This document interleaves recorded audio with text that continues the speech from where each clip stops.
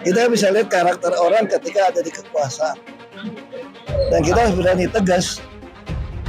Orang jahat itu kata Nelson Mandela nggak bisa ngurus negara. Karena di kepala mereka itu cuma ada kekuasaan dan kekayaan saja. Kalau Ganjar kan udah teruji. Ya orang kalau belum pernah berkuasa itu gampang ngomongnya. Tapi kalau kamu udah di kekuasaan, karakter Anda teruji. Dan Ganjar teruji. Apalagi saya sama beliau kan sama-sama di DPR juga dulu kan. Jadi itu karakternya teruji gitu. Keluarga juga teruji. Saya kira itu penting. Dan saya itu sampai bingung. Lah kok saya bilang Pak Jokowi petugas partai kader. Loh kok saya diomongkan yang namanya katanya terlalu sombong. Itu adalah ADART di partai kita. Saya pun petugas partai loh. Sekarang kan amburadulnya apa? Ganti pemimpin dirubah dengan enaknya. Bagi saya coba apa ndak pusing ya persoalan capres dan cawapres. Lo saya sendiri sampai bingung loh.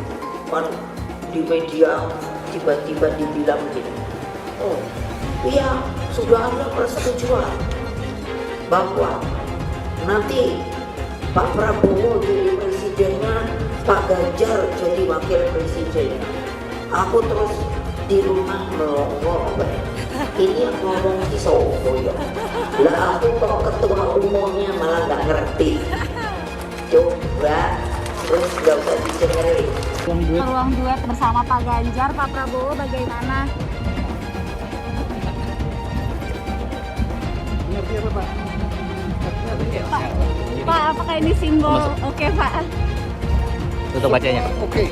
Semua oke. Dengan Ganjar Maju terus. dengan Ganjar pasti maju juga Pak. Yang penting Kalau kemarin dengan pertemuan dengan Indonesia maju. Oke, terima kasih. Mas Ganjar diminta buat jadi cawapres dari Eyang Prabowo. Mas Ganjar nanti bakal jadi wakil presiden selama 5 tahun. Setelah itu, Mas Ganjar bisa jadi presiden selama 2 periode, selama 10 tahun. Kalau kita tidak memilih Mas Ganjar, taruhannya terlalu besar buat rakyat Indonesia. Taruhannya kita bakal gagal jadi negara maju dan kemiskinan bakalan terus menjerat erat rakyat Indonesia. Apa kita mau kondisinya bakal seperti itu? Kalau Eyang Prabowo berani legowo, rakyat Indonesia bisa jadi bangsa pemenang. Eyang Prabowo cukup tahu diri soal umurnya yang sudah tua, sudah 72 tahun, dan fisiknya yang juga sudah rentang. Gimana? Setuju nggak? Lebih setuju lagi apa yang disampaikan calon presiden Pak Ganjar Pranowo. Tadi saya bisik-bisik ke beliau, Pak, nanti habis dilantik, besoknya langsung masuk ke kedaulatan pangan. Nggak usah lama-lama. Perencanaannya disiapkan sekarang, begitu dilantik besok langsung masuk ke kerja kedaulatan pangan. Sehingga swasembada pangan, ketahanan pangan, kedaulatan pangan itu betul-betul kita miliki. Dan saya yakin Pak Ganjar mampu menyelesaikan ini. Gua bener-bener kaget nih dengar berita ini. Ternyata isu tentang yang maju itu hanya 2 pasang di 2024 itu ternyata benar. Dan yang lebih mengagetkan ini, kalian pasti tidak percaya. Kemarin ada seseorang yang mengurus SKCK. Ternyata SKCK-nya itu untuk melamar menjadi cawapres. Kok bukan capres ya? Lalu dia akan jadi cawapresnya siapa? Kemarin dia naik motor ojek untuk mengurus SKCK di kantor polisi. Padahal dengan kekayaan yang dia miliki, posisi dia sebagai mantan gubernur, bisa saja dia nyuruh orang untuk mengurus SKCK, atau bahkan dia bisa naik jet pribadi ke kantor polisi. Bilang dihalang-halangi, Anies masih sering bikin acara di sana-sini. Bebas pula. Duh, nggak capek apa ngibulin rakyat mulu, Pak? Nah, yang gue pertanyakan nih, Anies itu kampanye di mana-mana sering naik pesawat jet. Nah, pesawat jet biaya sewanya dari mana, Pak? Atau itu pesawat jetnya siapa, Pak? Coba jujur deh. Karena setahu gue nih, itu punya bos Anda, Surya Paloh. Anies bicara soal pendidikan.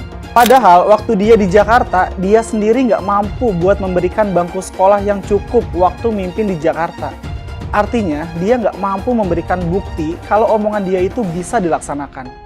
Anies bilang, setiap jabatan harus diisi sama orang-orang yang kompeten. Lah, faktanya di Jakarta, beberapa jabatan diisi sama orang-orang dekatnya dia. Nggak kompeten pula. Terus TGUPP, itu yang jumlahnya seabrek-abrek, fungsinya buat apa, Pak? Kok Jakarta makin berantakan sih? Sekali lagi, Anies nggak bisa membuktikan omongannya. Anies bilang dia akan membuka lapangan kerja. Yang dulu janjinya 200.000 lapangan kerja, ternyata cuma omong kosong, alias cuma janji palsu. Soal pembangunan yang berkelanjutan. Dia bilang di Jakarta dia udah meneruskan yang udah baik. Lu jangan percaya ya, itu ngibul. Faktanya nggak seperti itu loh. Belum lagi nih, program penanggulangan banjir. Jadi di daerah Jakarta itu ada daerah yang sebelumnya udah bebas banjir. Pas Anies mimpin, kok bisa-bisanya daerah itu banjir lagi? Gimana nggak banjir kalau kalinya udah nggak pernah dikeruk sama dibersihin, Pak? Kalau soal Jakarta, gue bisa bicara banyak deh. Jadi gue saksi bobroknya kepemimpinan Anies di Jakarta. Dan gue bisa pastiin, omongan manisnya Anies soal apa yang dia lakukan waktu mimpin Jakarta itu banyak ngibulnya. Saya tidak punya sejarah politik identitas. Identitas saya adalah yang seperti ini dan kita melakukan hal yang biasa dan kemudian semuanya menilai. Sekali lagi, saya tidak ada dalam sejarah politik menggunakan politik identitas. Boleh dicek. Perbedaan 3 baca pres saat refleksi. Di tempat ini, di lapangan ini, saya kelas 1 SD dan bermain sepak bola pertama kali di lapangan terbuka, namanya lapangan STO. Pada waktu itu, saya kelas 1 SD, sekolahnya di Sekip. Nah, tahun 89, saya berada di lapangan ini, namanya lapangan Pancasila. Menjadi mahasiswa Universitas Gadjah Mada, universitas yang saya impikan. Saya mau minta Bapak berkaca lagi. Bapak berdiri di sini, kapan lagi ngerjain Menhan kan? Bapak, saya ingin Anda berefleksi, Pak Prabowo, atas segala hal yang sudah Bapak lalui selama ini. Bapak jangan kemana-mana, Bapak. Refleksinya di depan kaca, Pak. Udah cukup. Jadi maksudnya Bapak di sini sambil berkaca, berbicara pada diri sendiri. Refleksi. Udah, gue kaca. Refleksi kan? Refleksi, Bapak. Sesuatu yang tidak bisa saya lupakan adalah pesan kedua orang tua saya. Kalau soal jabatan, Jar, jangan pernah kamu kejar. Kalau itu takdirmu, laksanakan dengan baik. Jangan pernah korupsi. Bismillahirrahmanirrahim. Koalisi perubahan, apanya yang mau dirubah? Jalan, nama-nama jalan, seperti kemarin yang di demo warga Jakarta. Terus nama-nama rumah sakit dirubah juga. Besok lagi nama-nama pahlawan, nama jalan sudah dirubah. Kasihan masyarakatnya kalau nama-nama jalan dirubah. Mereka yang punya sertifikat tanah kan harus ngurus lagi, harus ini lagi, harus administrasi lagi, pengeluaran uang lagi. Itu nggak dipikirin. Bisanya cuma rubah nama jalan, rubah nama airport, rubah nama rumah sakit, ya kan? Nanti lama-lama sejarah Indonesia juga akan dirubah sama ini orang, ya. Perubahan-perubahan. Wow. Ada lagi yang dirubah. Pembuangan air hujan atau banjir melalui gorong-gorong ke laut dirubah ke lubang-lubang sumur. Janji palsu dengan konsep yang penting menang dulu. Ini program yang membodohi masyarakat. Kata-kata gratis itu pada waktu itu benar-benar membius banyak pendukung Anies, sekaligus mencaci makinya ketika tahu program itu sebenarnya nggak ada. Banyak penduduk Jakarta yang merasa tertipu dengan janji manisnya Anies. Tetapi sudah terlambat, sudah terlanjur memilih yang salah. Beli rumah, uang mukanya gratis.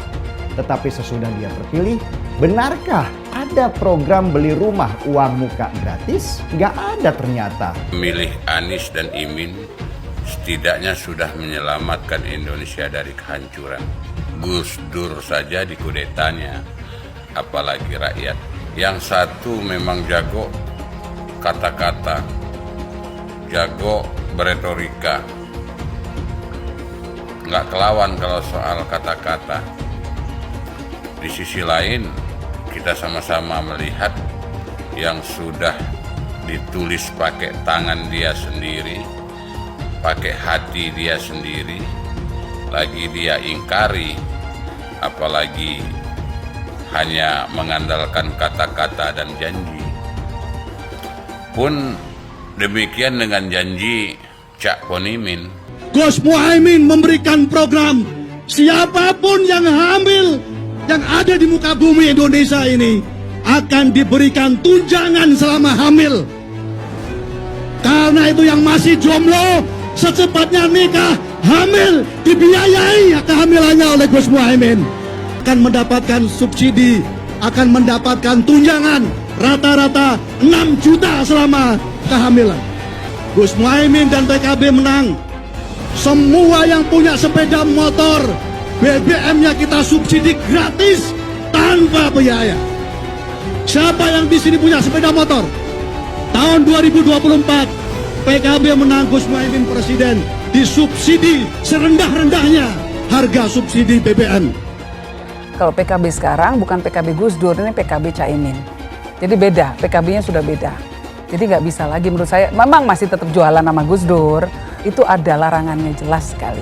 Tapi ya namanya orang masih mencuri-curi, kebiasaan kayaknya mencuri-curi. Mencuri partai, sekarang mencuri gambar.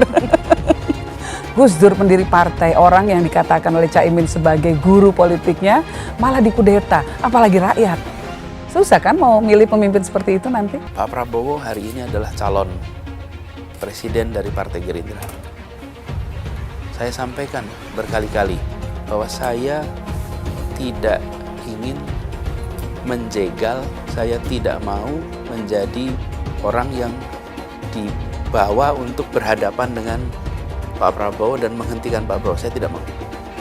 Dan saya katakan itu kepada siapapun yang datang kepada saya untuk berbicara tentang calon presiden. Yang nanti anak saya dan anak-anak saya akan ingat itu. Nah, saya tidak mau mengkhianati, menikam pada orang yang dulu sudah bekerja, membantu, dan berjuang bersama. Bapak Politik Identitas Indonesia Anies Baswedan, Bapak Intoleransi Indonesia Anies Baswedan, jangan lupakan, jangan terlena, jangan sampai dia pecahkan kita dengan dagangan ayat dan mayatnya. Air itu turun dari langit, turunnya ke atap rumah langsung sumur bor, bukan ke sungai dan ke laut. Saya mensyukuri kenapa kalah, kenapa ditahan. Saya bersyukur atas itu semua.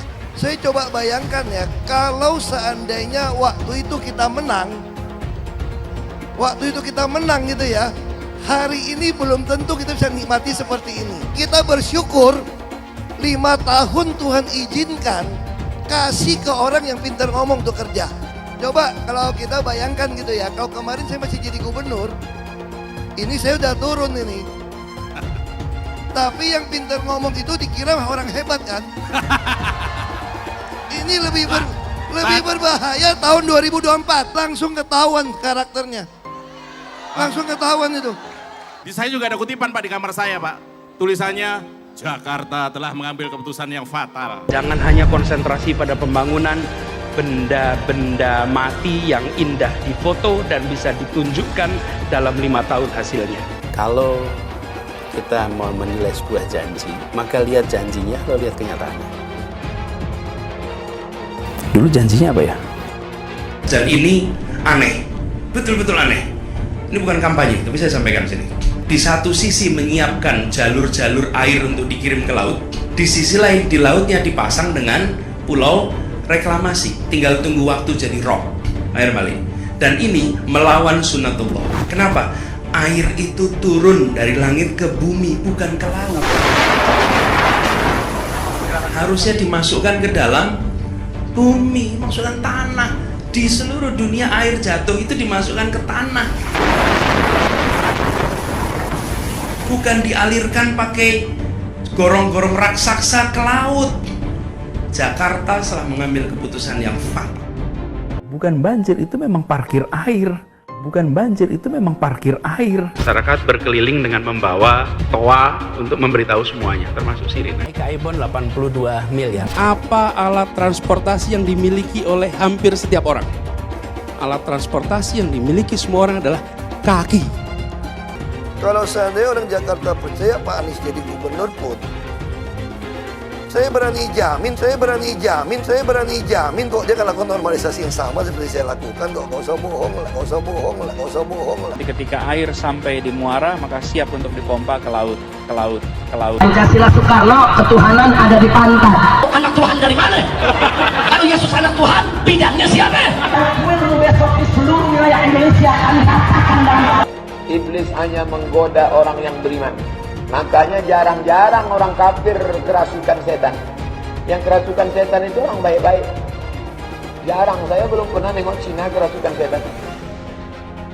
Pernahkah Ahok itu kerasukan setan? Enggak, setannya juga. Karena sesama setan dilarang saling menggoda. Karena di salib itu ada jin kafir. Karena di salib itu ada jin kafir. Karena di salib itu ada jin kafir. Haleluya. Kepalanya ke kiri apa ke kanan? Kepalanya ke kiri apa ke kanan? Tetap percaya salib itu lambang mulia, bukan jin. Kok ketawa? Aku nggak nyindir siapa-siapa loh. Saya nggak pernah mundur untuk kebenaran, keadilan, kejujuran, dan peri kemanusiaan. Gue nggak pernah mundur. Dan gue nggak pernah takut juga sama lu. Siapapun yang rasis, gue akan hadapin. Karena rasis itu tidak berperi kemanusiaan. Sama saya ditanya dulu kan, kamu nyesel nggak statement kamu di Pulau Seribu sehingga masih masuk penjara? Tidak pernah nyesel. Karena saya mengatakan kebenaran. Anies merupakan antitesis daripada Pak Jokowi. Antitesis artinya bertolak belakang dengan Jokowi. Anies sudah menyatakan tidak akan melanjutkan semua program dari Pak Jokowi. Jadi semua pembangunan yang dilakukan oleh Pak Jokowi akan dihentikan oleh Anies jika Anies menjadi presiden. Lagi pula Anies didukung oleh khilafah dan pendukung Anies adalah ormas seperti FPI dan HTI. Apa kita mau FPI dan HTI kembali di Indonesia jika Anies memimpin? Anies juga dikenal sebagai bapak politik identitas yang menghalalkan segala cara untuk menggapai kekuasaannya, termasuk menggunakan politik identitas berbasis agama. Lihatlah di kasus Ahok waktu itu. Kita sudah bisa melihat hasil kerja Anies selama 5 tahun di Jakarta. Tidak ada satupun janji yang dipenuhi dan tidak ada kinerja yang bisa dibanggakan. Dari DP 0%, OKOC, kelebihan bayar, Formula E, banjir, sumber resapan, jalan rusak, dan gonta-ganti nama jalan. Lihatlah rekam jejak Anies selama 5 tahun. Bayangkan Indonesia ke depan jika dipimpin oleh Anies. Dan bayangkan jika Anies menang. HTI dan FPI, ormas khilafah yang dibubarkan itu akan dikembalikan oleh Anies. Apakah kita mau Pancasila diganti jadi khilafah? Perkataan Ahok sudah terbukti dan Jakarta sudah menjadi korban. Jangan biarkan Indonesia menjadi korban kibulan Anies Baswedan. Umat minoritas, terutama kaum Tionghoa, tidak akan memilih Anies Baswedan. Persoalan capres dan cawapres. Loh, saya sendiri sampai bingung loh. Kan di media tiba-tiba dibilang gini, oh iya sudah ada persetujuan bahwa nanti Pak Prabowo jadi presidennya, Pak Ganjar jadi wakil presidennya. Aku terus di rumah melongo, ini yang ngomong si Sobo ya. Lah aku kok ketua umumnya malah nggak ngerti. Coba terus nggak usah didengerin. Lu kok enak banget gitu loh, gatok-gatok kan. Nah, kamu mau nggak? Bukan. Kalau ada cewek cakep, ada laki ganteng, tapi nggak sama-sama tune in, terus mau digadok-gadokkan gitu. Ayo, padahal yang perempuan udah punya pacar, yang laki udah punya pacar. Ayo, mau apa enggak? Tapi nggak semua ngomong, berarti ada yang mau. Ayah karena buat saya. Aduh, kawan. Jadi apa sih urusannya? Lo kok bingung karpe dewe? Lo saya kan nggak bingung. Ya udah. Lo saya kenapa? Bukannya lo lalu sombong kan? Karena diberi oleh Kongres Partai sebagai petugas ketua umum untuk mendapatkan hak prerogatif. Jadi ngapain saya ngomong sama orang? kan lagi nggak punya hak prerogatif lagi. Kenapa diberikan kepada saya? Karena orang yang memberikan hak prerogatif itu sangat tahu bahwa ibu pasti akan memilih yang benar. Nah.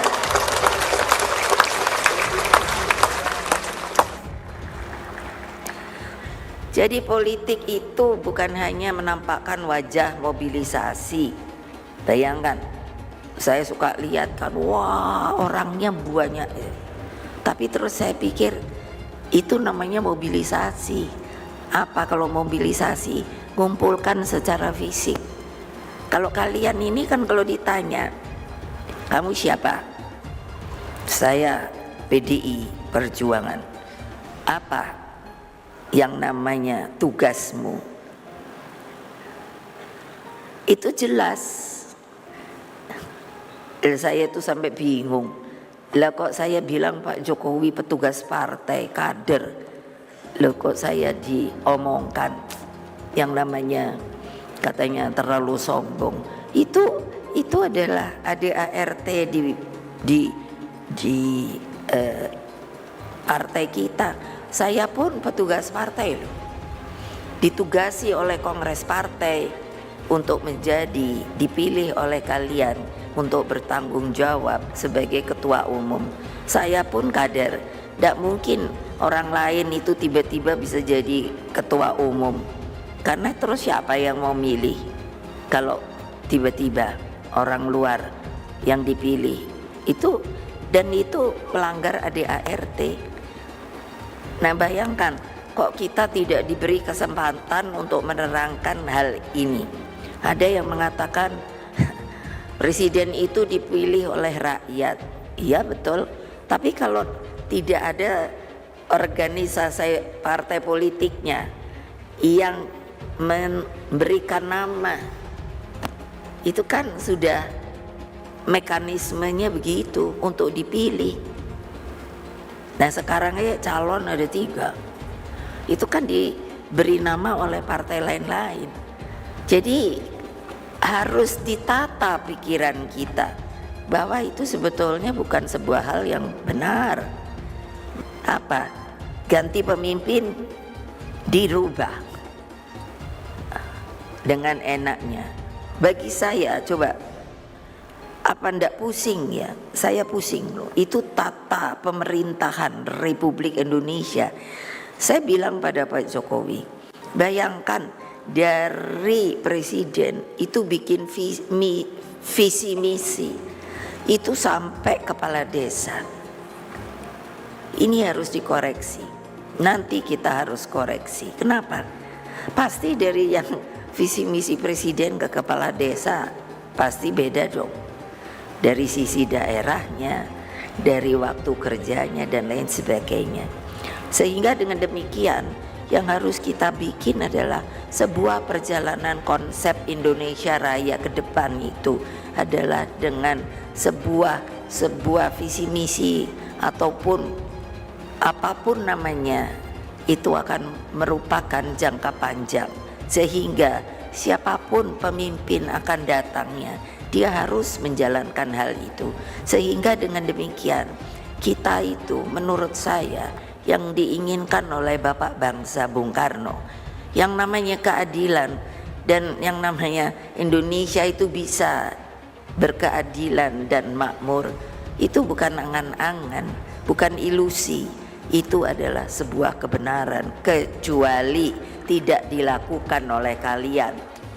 Buat saya sudah dibuat 5 tahun tidak apa-apa, tapi kan konsep kedepannya siapa yang jadi presiden dia harus melakukan itu, meneruskan itu. Bukan siapa jadi presiden dirubah. Lah gimana, kapan mau majunya? Lah itu yang saya bilang berdansa. Nanti ke sana ke depan udah baik dirubah, ke belakang lagi dirubah lagi. Aduh saya sampai pusing kadang-kadang. Ini gimana sih maunya republik nih? Itu kalau kalian sudah tidak mau bergotong royong, tidak mau membela yang namanya kaum papa, yang namanya fakir miskin, untuk nengok saja di kolong jembatan sedang ada apa. Itu kalian bukanlah sebenarnya mempunyai roh di dalam sebuah organisasi partai politik yang namanya Partai Demokrasi Indonesia Perjuangan.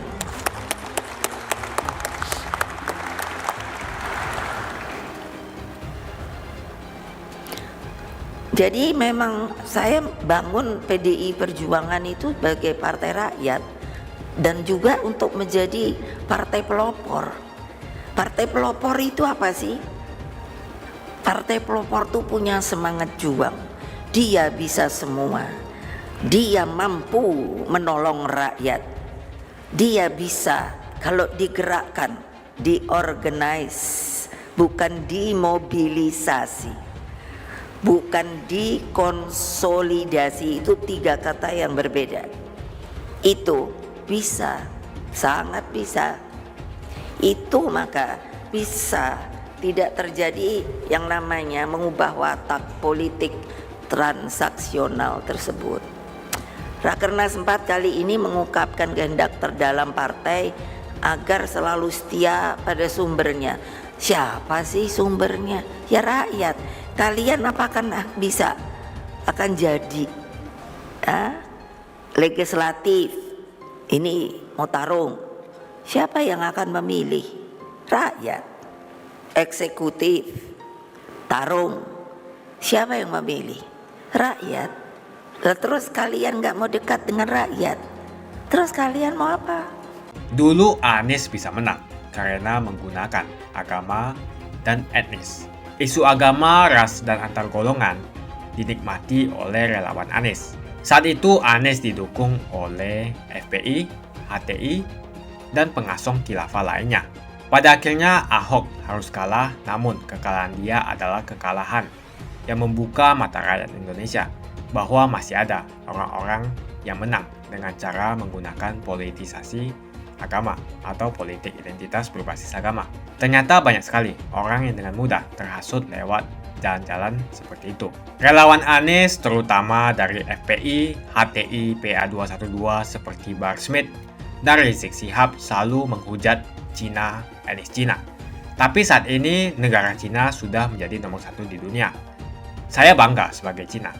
Etnis Tionghoa dicap sebagai pemberontak, sedangkan etnis Arab dianggap sebagai Tuhan atau tuan dari pribumi. Etnis Arab dipuja-puja dan dianggap sebagai dewa. Lihat saja Rizik Syihab dan Bahar Smith dipuja-puja, padahal mereka mengujar kebencian. Pengasong khilafah seperti Rizik Syihab, Bahar Smith, dan teman-teman, mereka hanya buat gaduh di Indonesia. Sedangkan negara yang mereka sanjung-sanjung itu, Arab Yaman, masih belum maju dan masih terbelakang. Saya percaya Indonesia dengan mayoritas pribumi juga akan menjadi negara maju. Seharusnya Arab Yaman belajar dari negeri Cina. Seperti kata kitab suci, belajarlah sampai ke negeri Cina. Anies dan juga pendukung Anies seperti Rizik Syihab, Bahar Smith, dan kelompok-kelompok HTI dan FPI harus belajar ke negeri Cina supaya tidak lagi melakukan kelebihan bayar. Yang jelas saya memilih pribumi, bukan yang dari Yaman. Ganjar jelas pribumi, nasionalis, dan pasti akan melanjutkan visi dan misi dari Pak Jokowi. Suara Ahok merepresentasi warga minoritas, dan etnis Tionghoa mendukung Ganjar Pranowo. Ahok pasti akan mendukung Ganjar, karena Ahok anti radikalisme. Ahok yang jelas tidak akan mendukung Anies Baswedan, karena Anies Baswedan didukung oleh kelompok khilafah, HTI, dan FPI. Ormas terlarang itu. Anies merupakan antitesis daripada Pak Jokowi dan diragukan kenasionalisannya, apalagi pribumiannya. Antitesis artinya bertolak belakang dengan Jokowi. Anies sudah menyatakan tidak akan melanjutkan semua program dari Pak Jokowi. Jadi semua pembangunan yang dilakukan oleh Pak Jokowi akan dihentikan oleh Anies jika Anies menjadi presiden. Lagi pula Anies didukung oleh khilafah dan pendukung Anies adalah ormas seperti FPI dan HTI. Apa kita mau FPI dan HTI kembali di Indonesia jika Anies memimpin? Anies juga dikenal sebagai bapak politik identitas yang menghalalkan segala cara untuk menggapai kekuasaannya, termasuk menggunakan politik identitas berbasis agama. Lihatlah di kasus Ahok waktu itu. Kita sudah bisa melihat hasil kerja Anies selama 5 tahun di Jakarta. Tidak ada satupun janji yang dipenuhi dan tidak ada kinerja yang bisa dibanggakan. Dari DP 0%, OKOC, kelebihan bayar, Formula E, banjir, sumber resapan, jalan rusak, dan gonta-ganti nama jalan. Lihatlah rekam jejak Anies selama 5 tahun. Bayangkan Indonesia ke depan jika dipimpin oleh Anies. Dan bayangkan jika Anies menang. HTI dan FPI, ormas khilafah yang dibubarkan itu akan dikembalikan oleh Anies. Apakah kita mau Pancasila diganti menjadi khilafah? Bagian Indonesia Timur yang mayoritas non-muslim seperti Bali tidak akan setuju dengan khilafah atau sistem khilafah. Mungkin Indonesia akan bubar jika Anies menjadi presiden. Perkataan Ahok sudah terbukti dan Jakarta sudah menjadi korban. Jangan biarkan Indonesia menjadi korban kibulan Anies Baswedan. Umat minoritas, terutama kaum Tionghoa, tidak akan memilih Anies Baswedan. Saya yakin karma Ahok mengejar Anies Baswedan. Dulu Anies memainkan politik identitas kepada Ahok. Sekarang Anies dipertanyakan kepribumiannya karena dia teriaman. Itu saja opini saya hari ini. Tuliskan opini kalian tentang Anies Baswedan. Jika kalian setuju dengan pendapat saya di video ini, pastikan kalian menekan like di video ini. Dan bagikan video ini ke teman dan family Anda supaya mereka semua mengetahui tentang informasi ini.